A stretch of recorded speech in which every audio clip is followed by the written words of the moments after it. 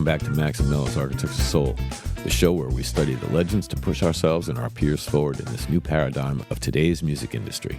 I'm Max Soul. And I'm Mello Soul. You certainly are. Yes, that's right. This week's architect is the one and only Bill Withers, a man who proved that profound messages are often the most simple.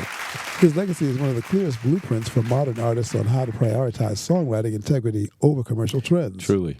And really, how do you title it and not call it Bill Withers' Blueprint? No, that certainly is fitting, Mello. His journey is the ultimate masterclass in authenticity. Think about his origin story.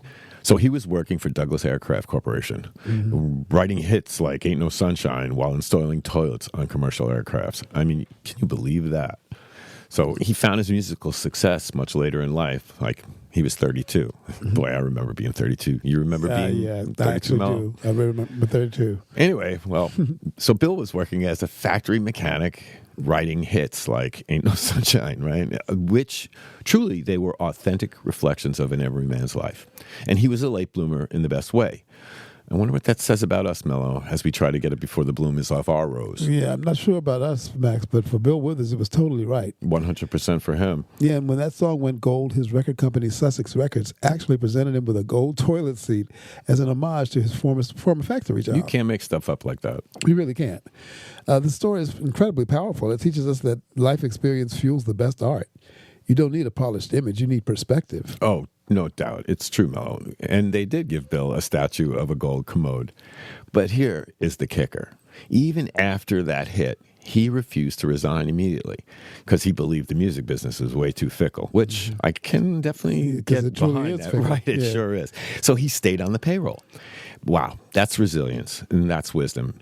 And it teaches every young artist today to keep the safety net and be strategic, which I think is really important to remember because sometimes you got to live with a safety net. That's how you live. So you may have to earn your money a different way until you can physically find the right way. And that means you have to be strategic because true power is having the ability to walk away, not being desperate for the next deal. His refusal to quit that day job is a great message in today's multiverse of income streams and the continual music business roller coaster. Yes, Max, that mindset sets the stage for everything he created, like the break we're about to create now. That's true. Okay, Soul Fam, we're going to step away for a moment, but when we come back, we're diving into the unparalleled power of his lyrical simplicity and a crucial fact about his youth. You're listening to Max and Mello's Architects of Soul, and today we are talking Bill Withers. Don't go anywhere. We'll be right back.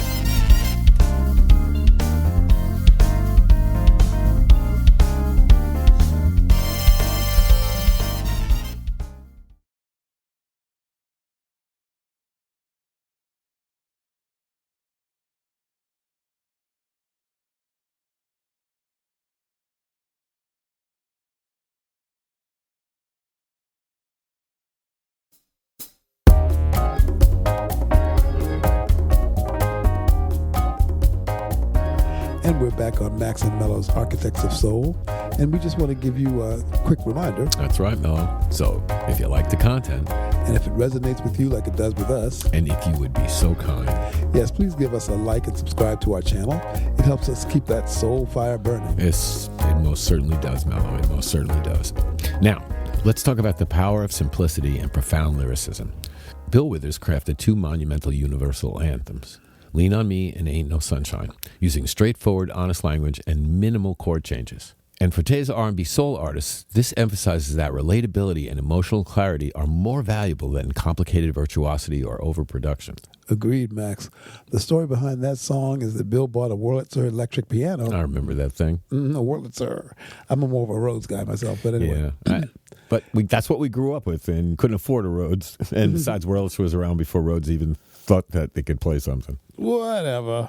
It's just an instrument. But Ain't the axe man, he it's used the guy that swinging Wurlitzer, though. He used that Wurlitzer, though, to come up with a simple chord progression for Lean on Me.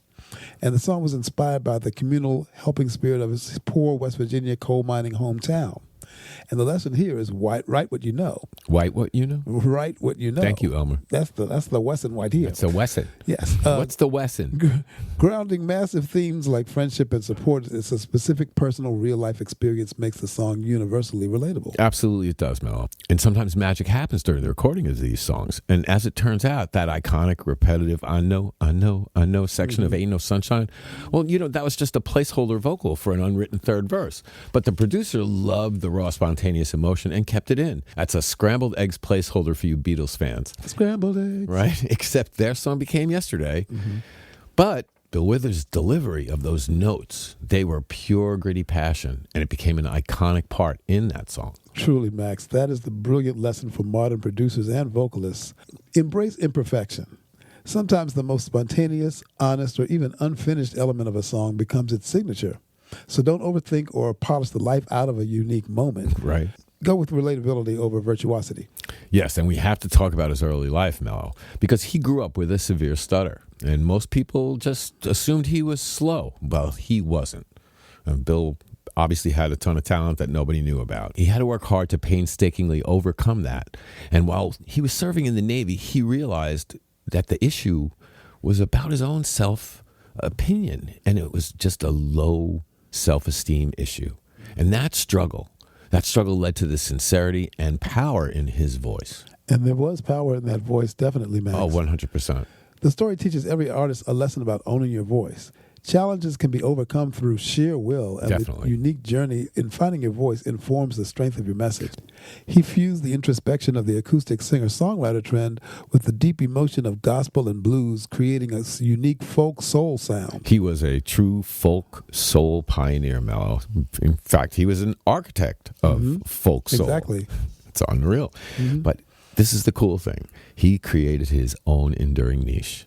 And that's the value of genre fusion. That's right. Don't chase the trending sound. Find the intersection of your unique influences. Sounds familiar, don't it, Mello? Intimately familiar, Max. And when we come back from break, we're going to tap into Bill Withers' rhythmic impact.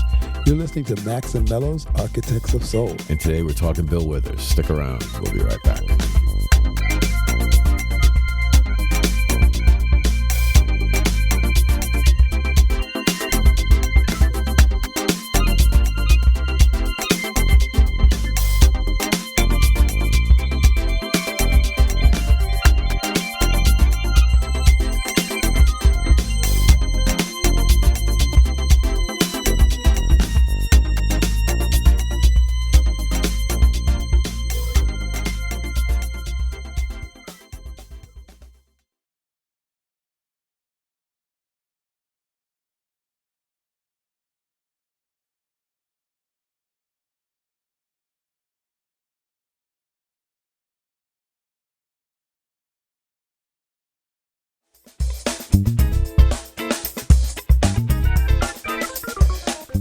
Welcome back to Max and Mello's Architects of Soul.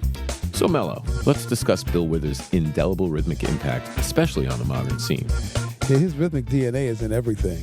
The funky bass and drum grooves in tracks like Kissin' My Love and Grandma's Hands. Grandma's Hands. Heavily sampled by foundational hip-hop producers Dr. Dre, Kanye West, and Blackstreet. And we know who Blackstreet is. Teddy Riley. Teddy Riley. And I got to work with Teddy Riley back in the day when he was with Guy. We had a lot of fun. Those guys were great.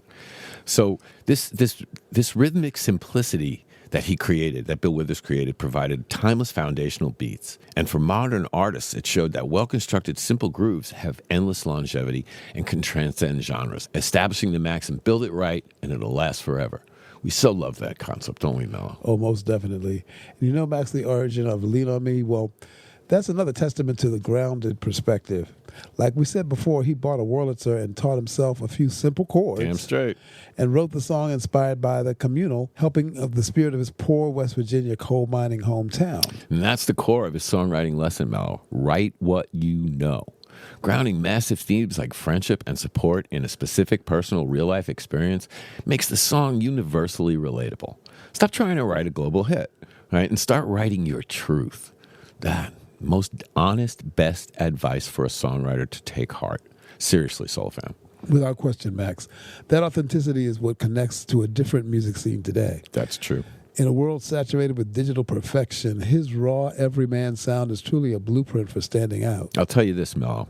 Bill Withers surely brought that rhythmic simplicity, and he provided timeless foundational beats, proving that well-constructed grooves, well, they have endless longevity and in transcending all these genres, as I was saying before. Because to Bill Withers, it just seems to me, Mello, that simple is simply structure. that's not overcomplicated nor oversaturated and finds its roots in that gospel and blues that so permeates all of these architects with which we have followed on this wonderful journey. And that is some seriously cool shit, Mello. No doubt, Max, it really is.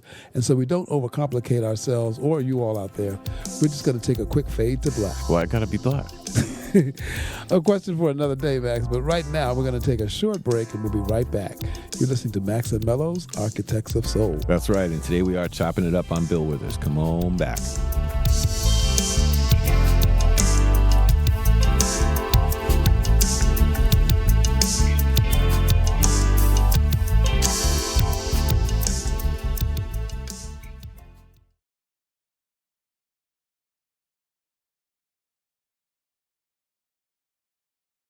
Thanks for tuning into Architects of Soul. Our music is waiting for you.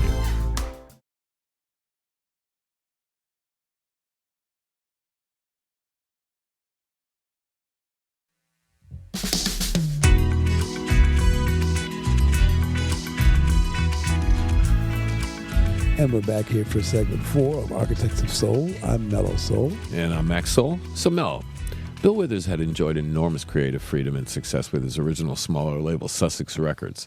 And you know about Sussex and who owned it and ran it. So, regale us with some 411 on this. Well, not much to tell here, but Clarence Avant was the owner of Sussex Records, and that's a name you're going to hear a lot. I've heard of his name. I know who Clarence Avant is. Yeah, he's known as the Godfather. He is the guy who, first of all, he owned Sussex Records, but he later owned Taboo Records. And so he put sort of SOS Band on the map, and he got Jimmy Jam and Terry Lewis to produce them. And that led to them producing basically everyone. Pretty much, and they did produce everyone. Yeah. But was he also Withers' manager, too, for He was a short the manager time? for a while, before he was even... I wonder... Actually, the label was created pretty much to showcase Bill Withers and an instrumentalist named Dennis Coffey from... the Motown session guys. Right, and of course in instrumentals we talked about the King Curtis and Booker T and how hard it was to be an instrumentalist in that type of and he had a situation. huge hit with a song called Scorpio that was an instrumental. Right, again. So that, and again, Clarence Avant was behind that. So yeah, that's the guy. Well, that's pretty cool. It's amazing. It's great stuff. But when Sussex ran into financial trouble, though, Withers decided it's time to move, and so he went to Columbia Records, a major label, part of CBS back then. And so in 1975, this happens for him, and you'd think that this would be a huge step up in his career. Yes, Max, I suppose we'd like to think that, but I'm sure Bill thought that at first too, but... Oh, isn't there always a but, Mello? Apparently so, Max, apparently so. But here you are, finally at Columbia Records, a dream that you've truly attained. An amazing dream, you think? Yeah, except for Bill Withers, in the end, it went from dream to a nightmare, which we'll get to. While still in his ideal dream state in 1977, Bill was trying to find a clever way to express positivity and hope within a simple, memorable structure. And isn't that the way he is? Yeah. That's what he was. Exactly. And the song's creation is attributed to a collaborative effort with his longtime keyboardist and friend, Skip Scarborough, who co-wrote the music. Skip, who is known for his work with Earth, Wind, and Fire and the Emotions, composed the core music and the rhythm for the track. And Bill Withers took Scarborough's music and set out to write lyrics that were universally uplifting and simple. He just wanted to capture the feeling of starting a day with a renewed sense of confidence and love, particularly the feeling he had when he knew he was going to see his wife. I think that's beautiful. The lyrical hook and repetition, Bill Withers' goal was to write a lyric that was simple yet profound, perfectly fitting his signature style. And with this idea, Bill Withers ended up writing the iconic Lovely Day in 1977, expressing that positivity and hope within a simple, memorable structure. That was his standard. The song's creation, a collaborative effort with Skip, was an amazing piece of music. And the challenge, well, Withers often used repetition to great effect, like the I Know section in Ain't No Sunshine. For Lovely Day, he focused on making the phrase I know work again, but this time to express anticipation and certainty. As for the record and the song itself, the most famous detail about that song is the sustained vocal note at the end of the line. Then I know I'm going to have a lovely day. Right at the time of the recording, that note was officially timed at 18 seconds. I love this kind of shit, right? Mm-hmm. Setting the record for the longest sustained vocal note on a U.S. pop hit. Go fucking figure. This song with an enduring message was released on his 1977 album Menagerie. Lovely Day perfectly embodied Bill Withers' core philosophy. The deepest songs are often those that speak to common, relatable, simple truths. It wasn't about complex virtuosity. It was about the immediate, joyful feeling of optimism. Exactly, Mello. The song is a musical instruction manual for listeners. When you feel bad, don't let it ruin your entire day. change your perspective, and it can be a lovely day. But as we said before, the dream state, it didn't last long. And although I'm sure they made Columbia a shitload of cash with that song, Mello, isn't it just amazing? They signed this guy. Hell, he gave him the gift of Lovely Day. But leave it to A&R to know what's best. Ha, ha, ha. A&R. I mean, they know what he does and how he does what he does. But they plainly saw the revenue from Lovely Day. So what did they do? They kickstart this pressure from these brilliant minds in artist and repertoire, which, for those of you who don't know or always wondered what A&R stands for, that's what it stands for, artist and repertoire. So the A&R department, they think they know everything, want to change his signature style. Hey, wait, didn't you sign him because of that style in the first place? I asked this to no one in particular because no one is left alive, but really, Mello, what the fuck, Over? Yeah, Max, leave it to labels to sign an artist and then demand him to be what he's not. Ain't that some shit? It's crazy because the label wanted him to conform to the prevailing R&B pop trends of the late 70s and early 80s, which meant slicker, more complex, and often synthesized production. Which he wasn't. No, and they wanted him to echo artists like Michael Jackson or Lionel Richie, as well as using outside producers. And with that, the ultimate tough lesson led to an even tougher decision. And before we talk about that tough decision, just a quick reminder, if you like this content, please give it a like and a subscribe to our channel. Either way, we truly appreciate it, and it's really true, because the lessons of the past can fire up the future of soul music or any other kind of music.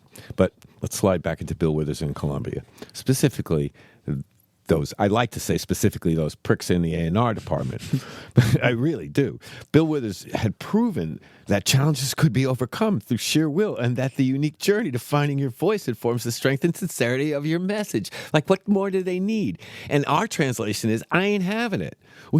But we're getting ahead of ourselves here.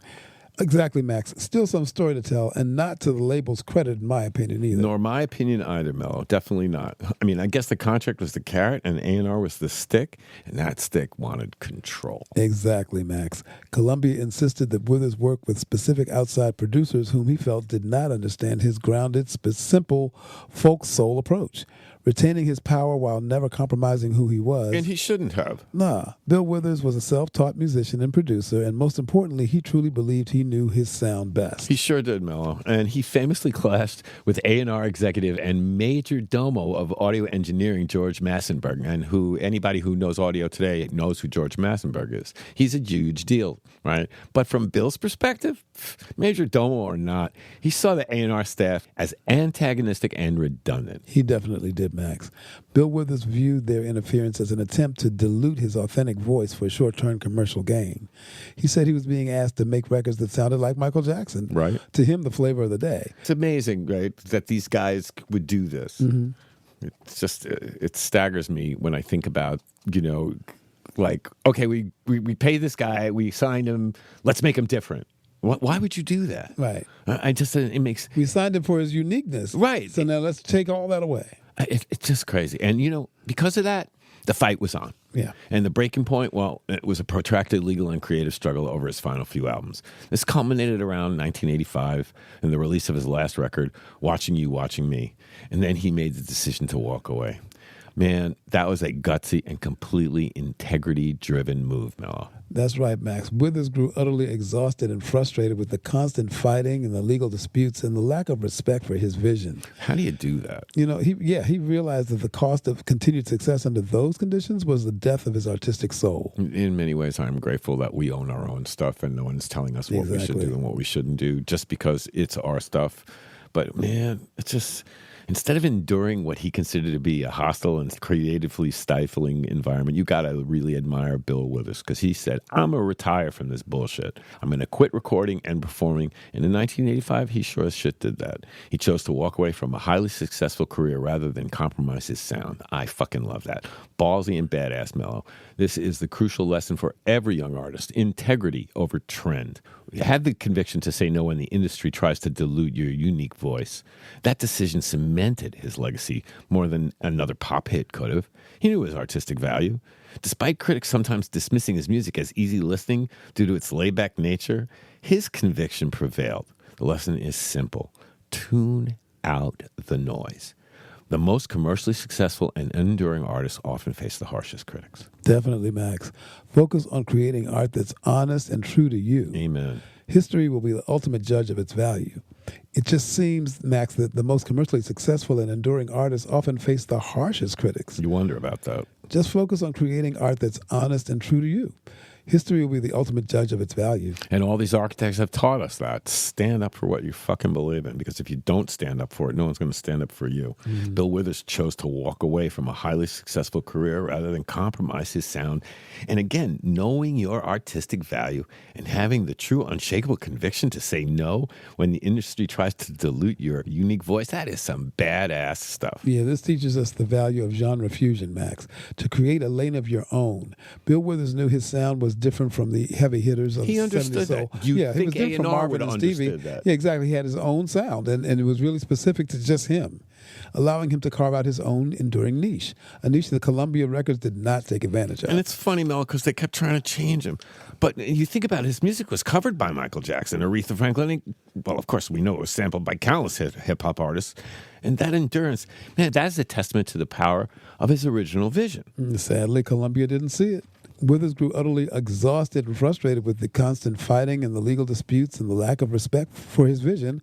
He realized that the cost of continued success under those circumstances was the death of his artistic soul, Max. Yeah, Mello. His famous statement on his exit when asked why he quit a successful career, he often stated that he preferred his own money and peace of mind over the fame and compromises that Columbia had demanded. He essentially chose integrity over the obligation to produce records that he didn't believe in. That is a big ask, right? He left the music industry to raise his family and maintain his personal artistic conviction, a decision he never regretted, Mello. He decided he was done when the continuous struggle to protect his unique sound became more burdensome than rewarding. How impactful. Wow, Max, that was some ride about the journey of Bill Withers that we got into today. Oh, he was definitely old school, Mello. He didn't bow down, and he fought for what he believed in. And when he couldn't get it, he kept his morals and his integrity and said, not having it. What a fucking message. It's a true artist's decision to remain the same, Max, because only a true artist can make a decision like that. For a mercenary, never will. No, definitely not. That's why they're mercenaries. So, turns out that's how that works. It's true. It turns out Bill Withers' story, though, was way deeper than we knew. Yeah, with you on that, Max. I really think that the trials and tribulations of this business are visited on everyone, don't you? Oh, my God. It seems that way, Mello. It definitely seems that way. So, some good stuff we got into. But right now, we're going to take our last break and then come back and wrap it all nice and neat. You're listening to Max and Mello's Architects of Soul. That's right. Don't go changing. We'll be right back with our final segment and final thought. Wait, what?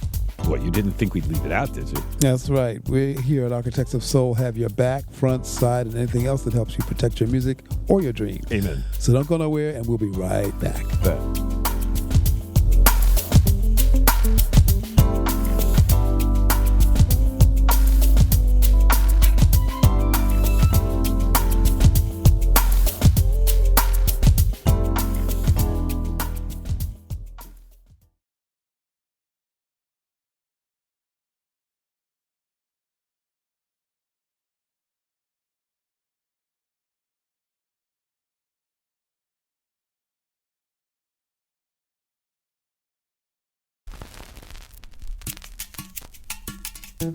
Hey, welcome back to Architects of Soul.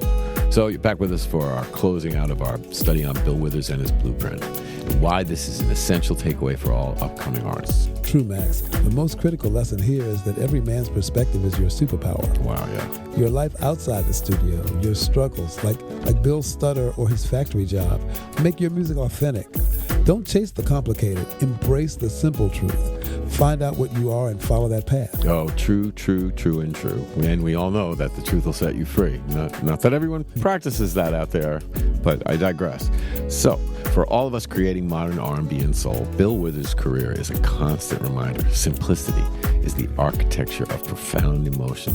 Conviction is the currency of longevity. Wonderful words, Max. Wonderful words. And it's at this point in the show where we like to leave you with our final thought. One we hope you'll take to heart. For this business, not the art, this business. An important distinction. It doesn't have a lot of heart in it. So be careful who you deal with. And anything that looks too good to be true, typically, it's not true. And of course, as my brother Mello says, Keep that soul fire burning, protect your sound, nurture your creativity, own your voice, and remember the lessons from the giants who came before. And yes, protect your masters and seek out wise mentors who can guide you on your journey. And until next we meet, peace and soul, y'all.